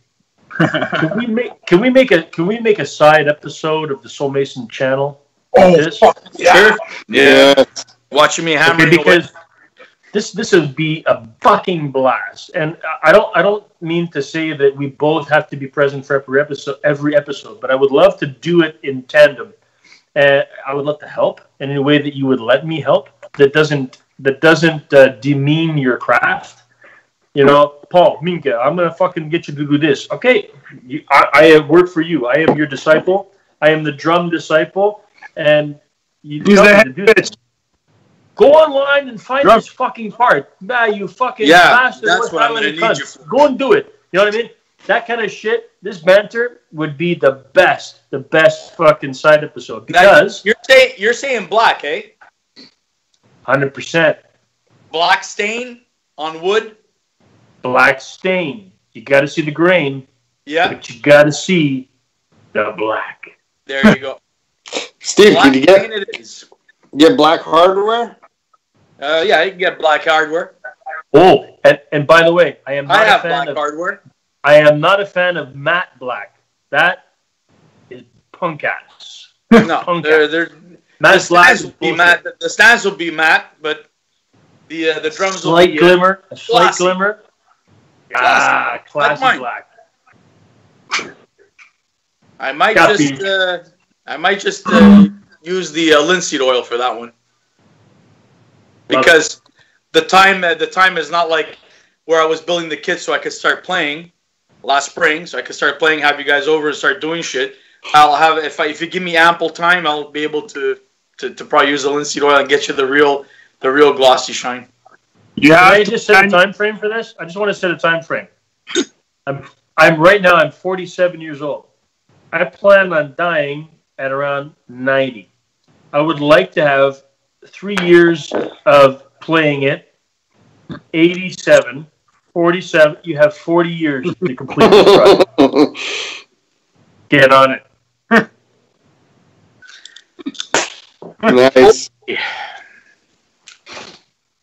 Got and it. I supply all materials. I supply all materials. You know what I'm saying? The moolah. Yeah. Which I will put in my PayPal account so I can get those things as fast as possible. PayPal account. PayPal. That calls for a fucking beer right there. Come on, chiff away with me, guys. Gonna get a bottle. I don't think I'm mixing another lemonade. Jimbo. Because I will make it up my 2 steps to my house. Jim, your bottle sounds like a straw. Oh, there we go. I had the wet. Yamaha. We're going Yamaha drum set. Motherfucker. Something happened. You know, I do love Yamaha. My beer is My old mutated. kit. Hey, what the hell?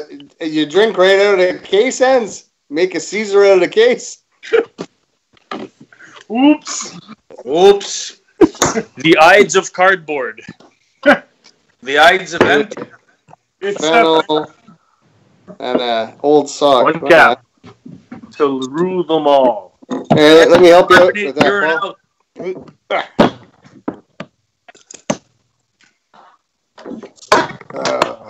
So, Tim, when you go back to Facebook and you stumble through Yeah, that's about, yeah.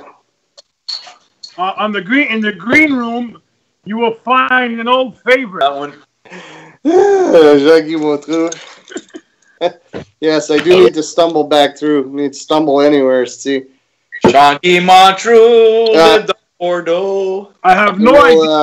I will be leaving a little earlier than usual tonight, depending what time we're signing off there, because I got a work tragedy to deal with in the morning.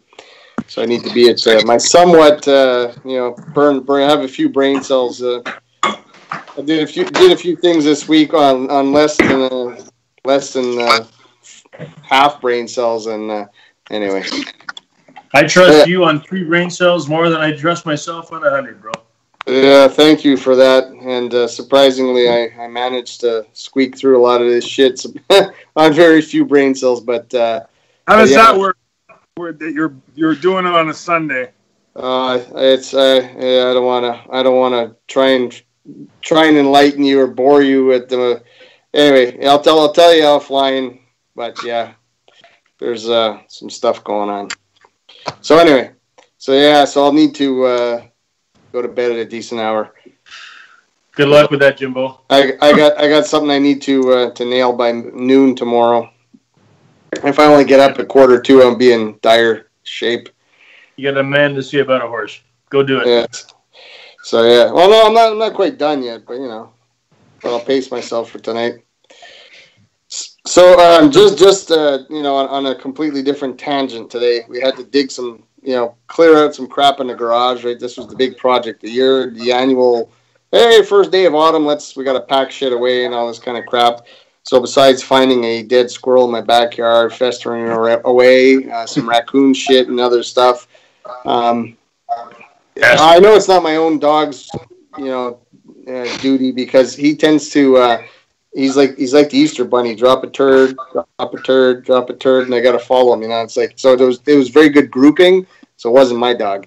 Anyway, so we had some raccoon action lately. Bad enough that my garbage can is locked in the garage because I had raccoons take pride the hooks on a bungee that you do on top of your can. You gotta watch out for those raccoons because you know what? They're coding in Minecraft now these days. It's goddamn smart. You gotta watch that's right. Well, these guys were pretty crafty because they come up and they manage to open it just enough after they pull one bungee off. They pull out a bunch of shit and eat it. They leave a little bit on top of the recycle can that's beside. They don't make any mess. Don't hear nothing. They're in, they're out.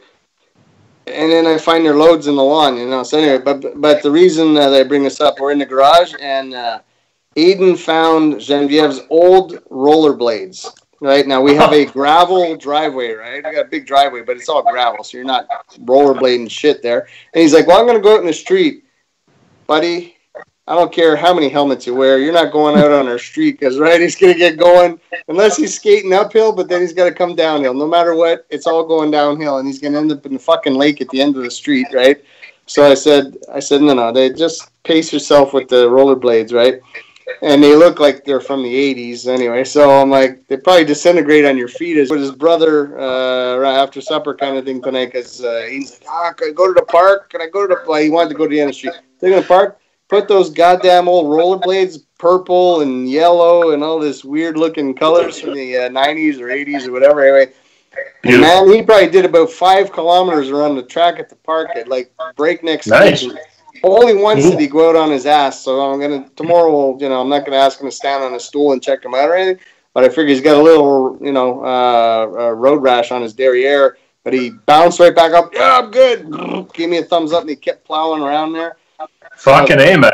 Yeah, the only problem is he doesn't know how to stop, so he keeps driving into the grass because it's a paved path around at the park. This time next year, the stopping, no problem. It's a little different for the fucking rollerblades. He's gonna pull back, but that's hockey right there, bud. Hockey. Yeah, well, see, and you know what? He loves to play hockey. He just doesn't want to play on a team, right? That's we go and skate and play, and we actually. Yep. It was funny when the first year we moved here in March, the following winter. So he would have been, I guess 6, 7. He's 10 now, 7.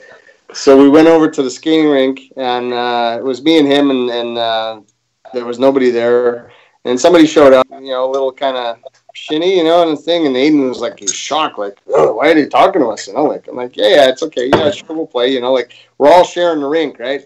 A couple more people showed up, and they joined for a little bit. And Aiden was like, I said, it's okay, we'll play. Like we're on the same team, and this guy's gonna play with us, and the other 3 guys are on their side. Don't worry. And they're all older, right? So they're just playing, and he's skating around, and he's doing what he can, and he's at one end, the putt goes to the other end. Anyway, so what was nice that I thought, and he was like a little taken aback that what they wanted talking to us, and hey, what's this, And this is at the point where he'd skate, and then he'd go throw himself over the boards and roll around in the snow for a while, and he'd come back, and he'd skate some more, and he'd slide. And find 74 pucks and then bring. Yeah, exactly. He'd toss his stick in the corner. He'd just do dives, like he'd skate and he'd dive.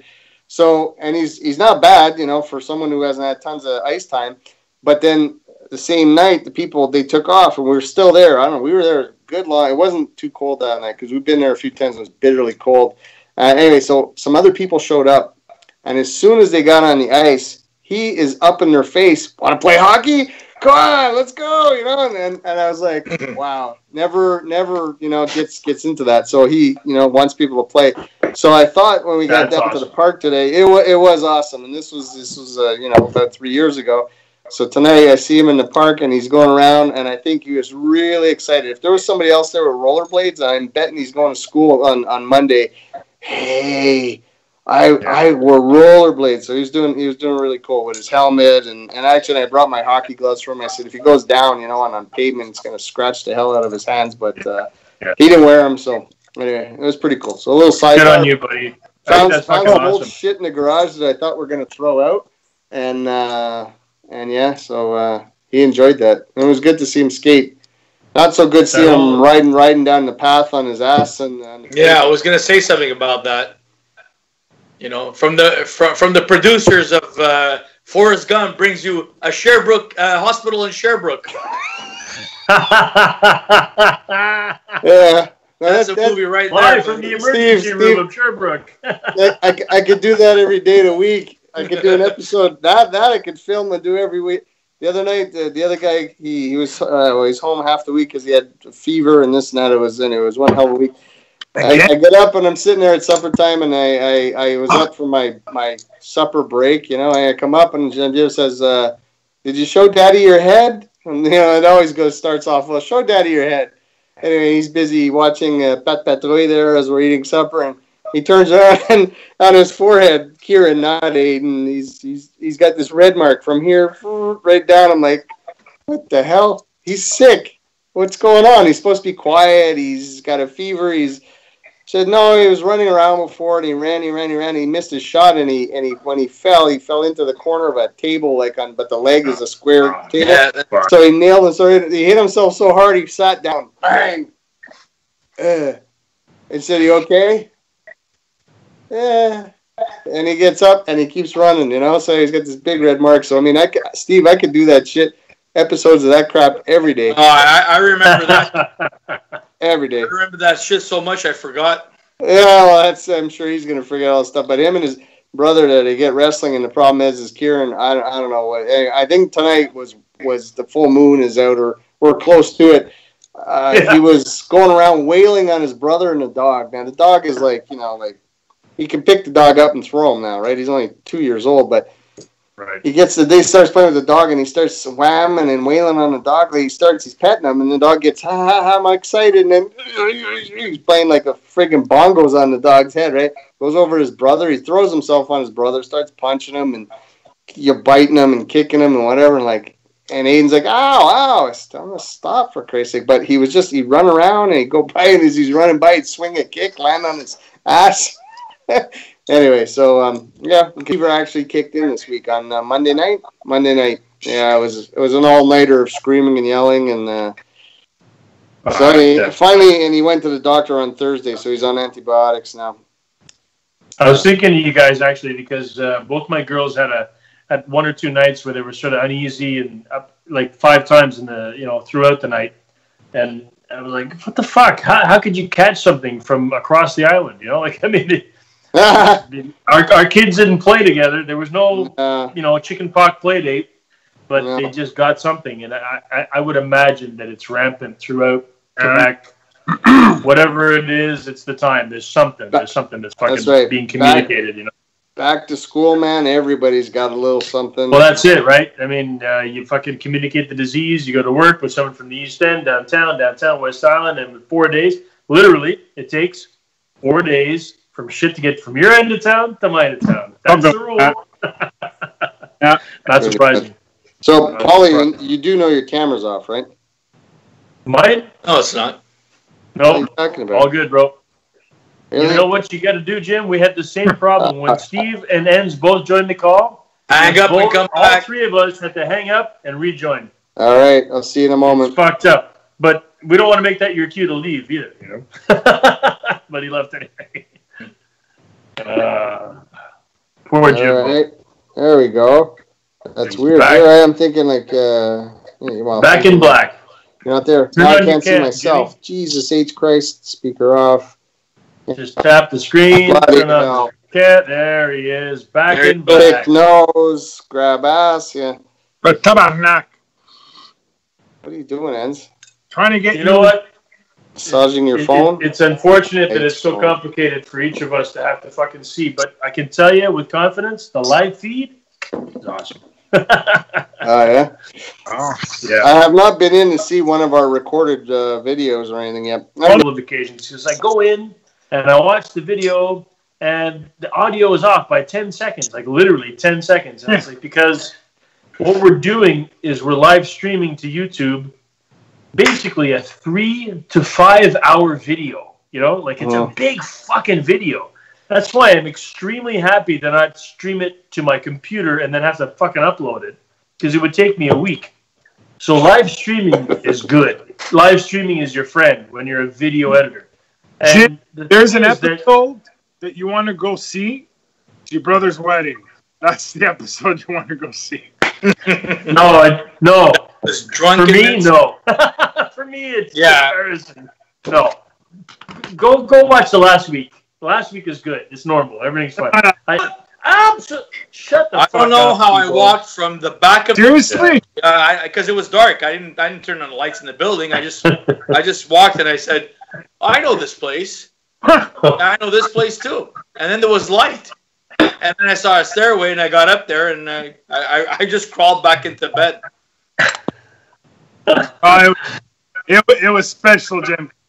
Your brother was hammered. I was half hammered. These two called and they were hammered. Honestly, it was beautiful. It was beautiful. In the moment, I was so happy. I was such a happy guy. Yeah. I was so focused on him. Fucking drunken retard. Yeah. Fucking shut up. Jesus Christ. Tebow. Please stop. No, stop talking. Stop.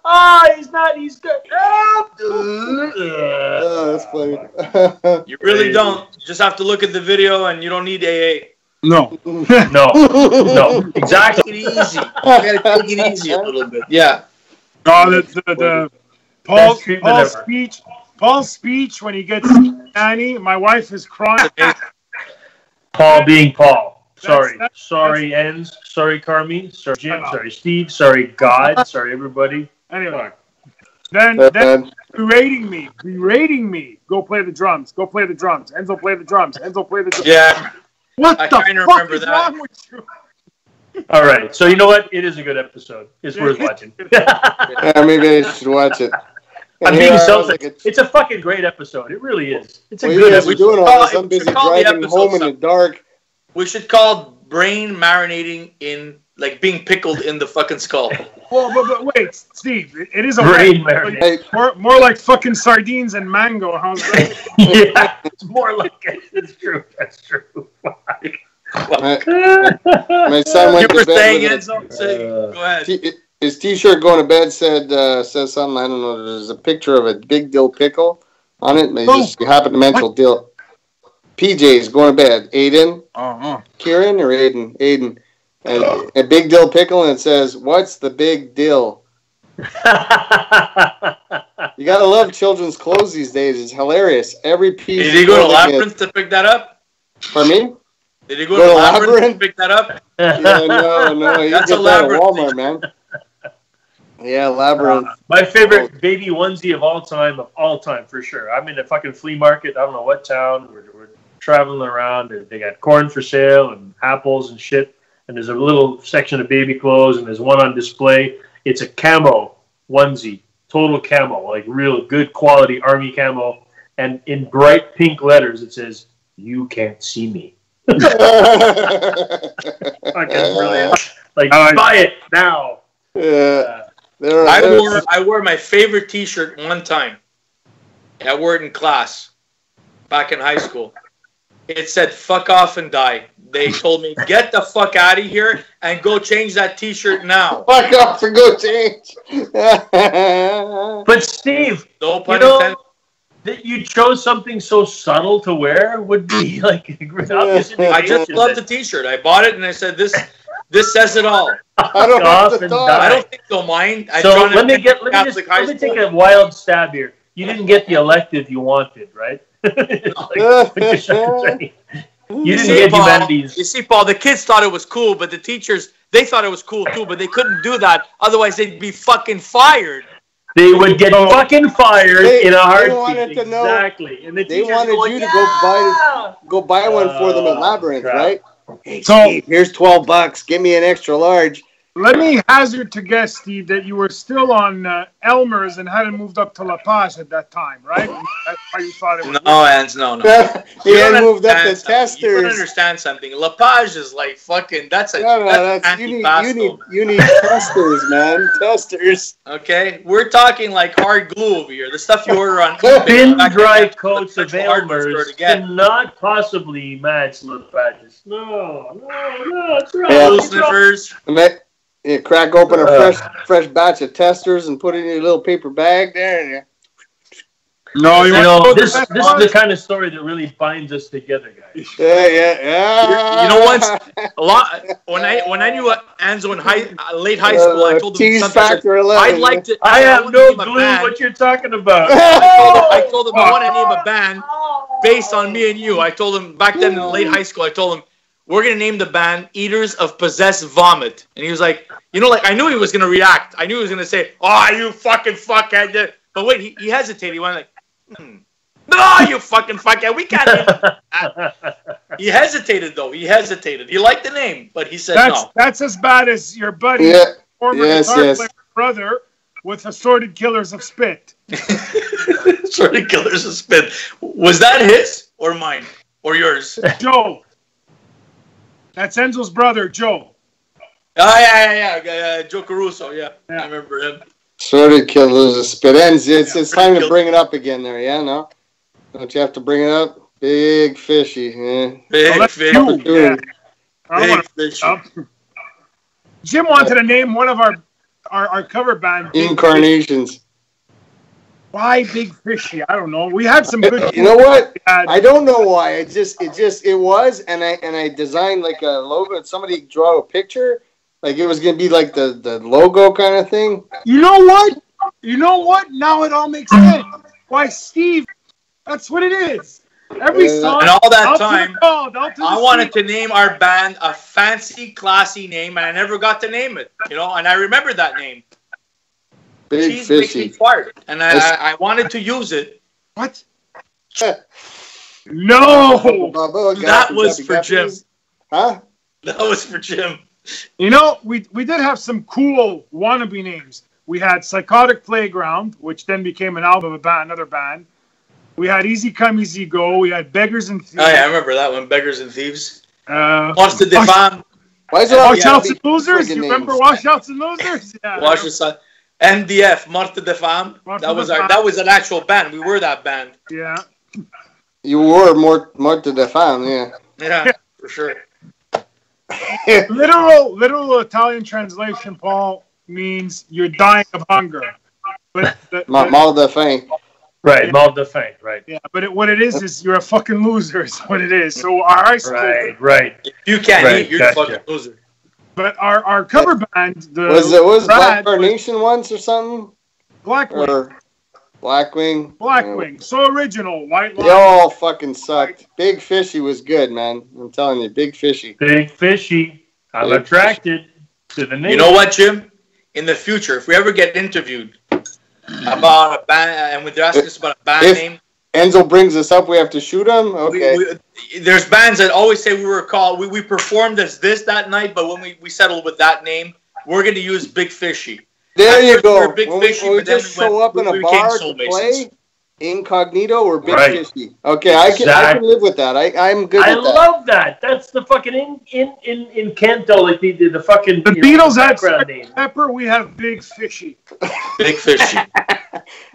Why not? Can you live with that, Enz?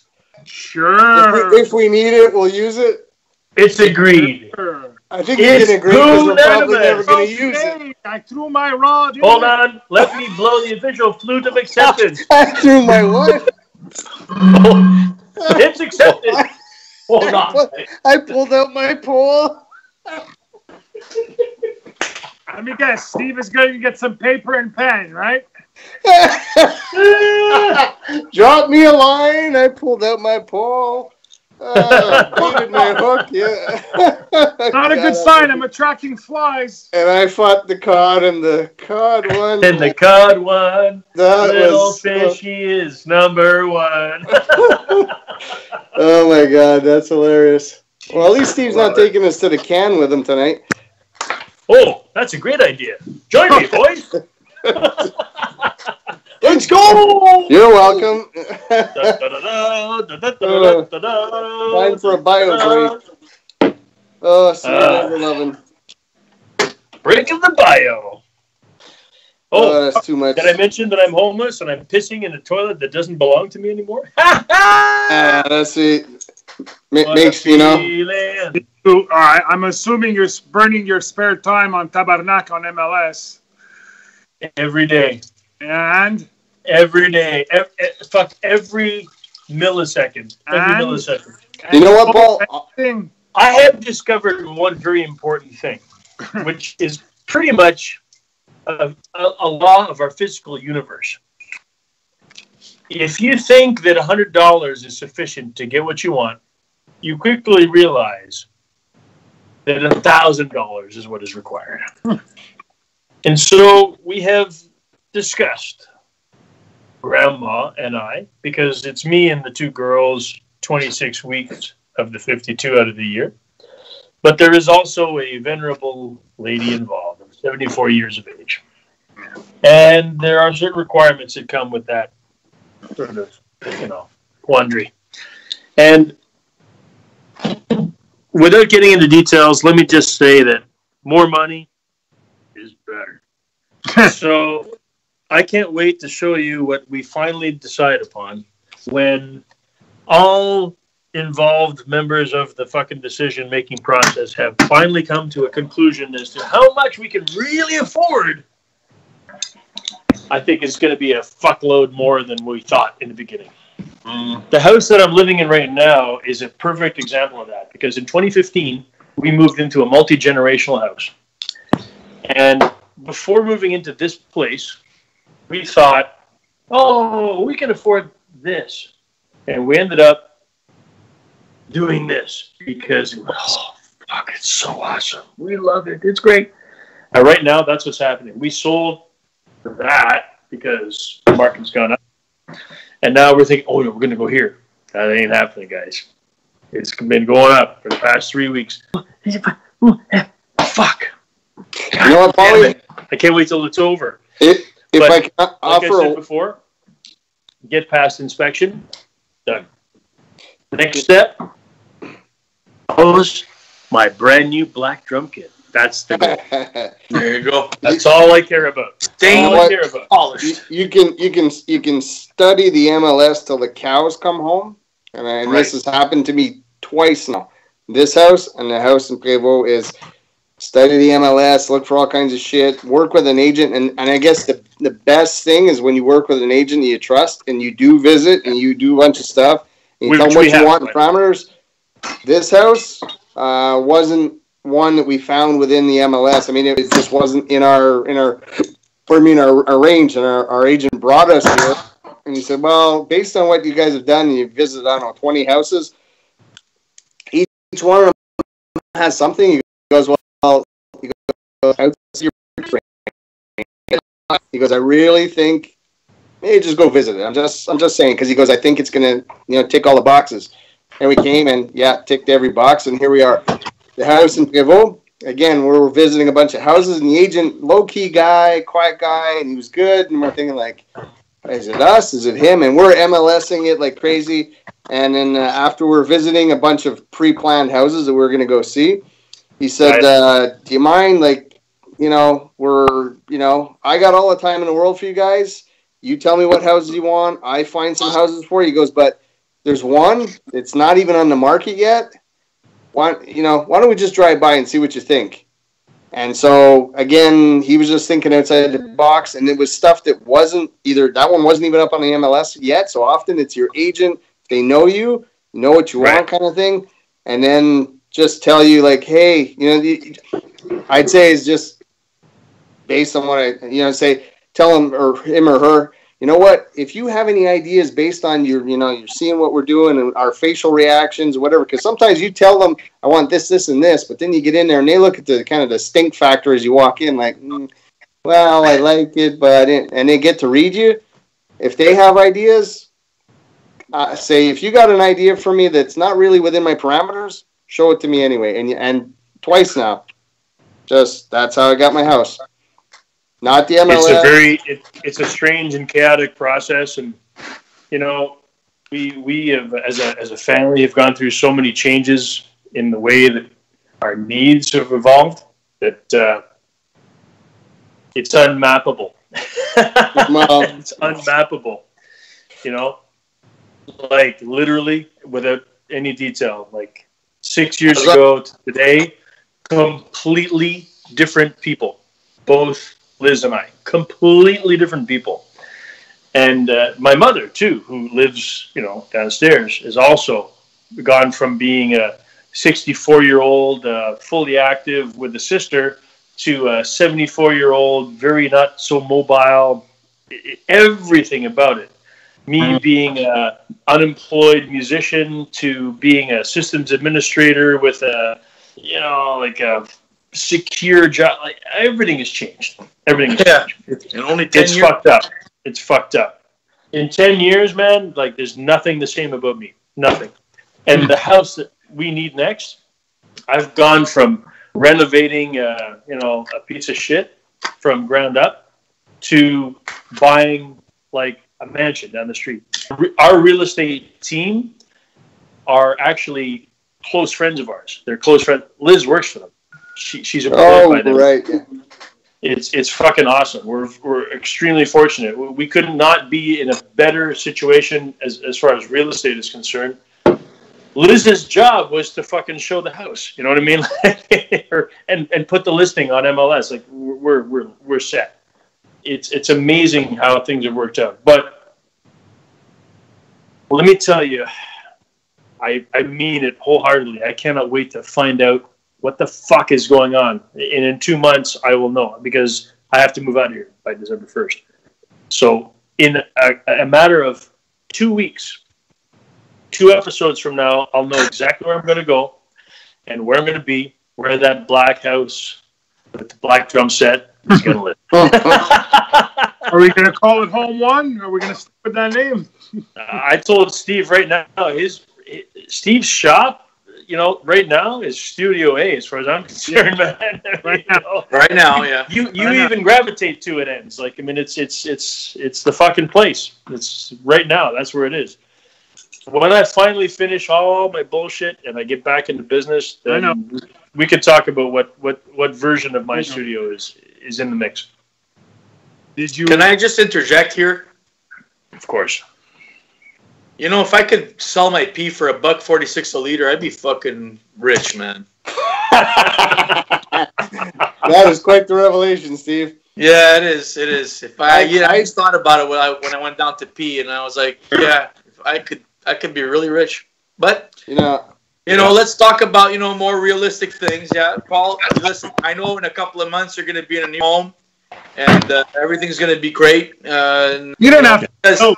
Shit. I don't know about you guys, but the older you get, you realize that room that you have, that room where you spend time recording and doing things like where I am over here, becomes more of an important place every day, man.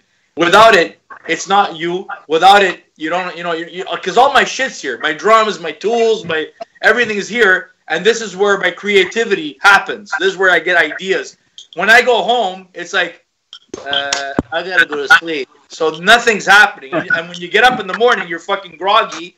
And it's not until you get up here at fucking 4:30, 5 o'clock that shit starts to happen. That you start getting inspired. I go on and I said, you know what? I'm going to pick up the original roll of rock and roll and I'm going to fucking put it on fucking Facebook or anything like that. It just doesn't come to you anywhere else except when you're here.